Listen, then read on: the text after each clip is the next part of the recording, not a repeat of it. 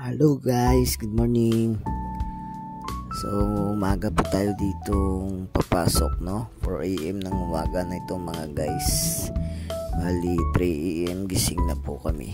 Kailangan talagang maaga ka dito magising kasi hindi ka antay na ang ating service. So kahit antok ka pa, kailangan mong gumising.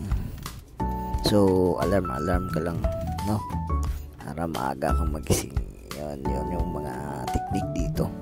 So syempre kasi malayo-layo pa yung biyahe natin, tapos ang ginagawa pa dito is dadaanan pa yung mga kasamahan. So bali mga 1 oras pa na ikot-ikot sa atin para sunduin yung mga kasama and then diretsyon na sa trabaho. So pagdating naman sa trabaho, syempre magkakapi-kapi muna tayo dito para magising. Kasi sa 1 oras na pagbabiyahe, syempre lipid-lip muna tayo sa sasakyan. So ganun lang yung routine natin dito mga guys. Then syempre kailangan pagdating mo ng trabaho, focus na tayo sa work at dating bantayan yung oras para mabilis lang. Yan yung mga sikreto para hindi ka mainip, no, pag nasa trabaho. At gawin mo lang yung mga task mo kung saan ka na a-assign.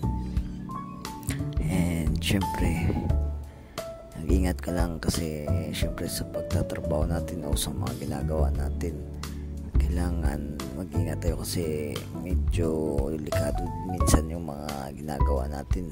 Katulad dito, minsan na-assign ako dun sa pagtitimpla ng kape, no? So sobrang init kasi niyan, and yung tubig natin kailangan sobrang init, no? Pinapakuluan talaga natin.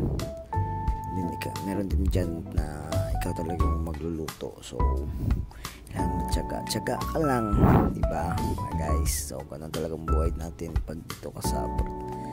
So sobrang iba, no? Kung pag nasa abroad ka, kasi kahit na gusto mo pang matulog or gusto mo magpahinga, hindi mo magagawa kasi kailangan pumasok ka, and yung 8 hours mo hindi mo nasusunod, diba?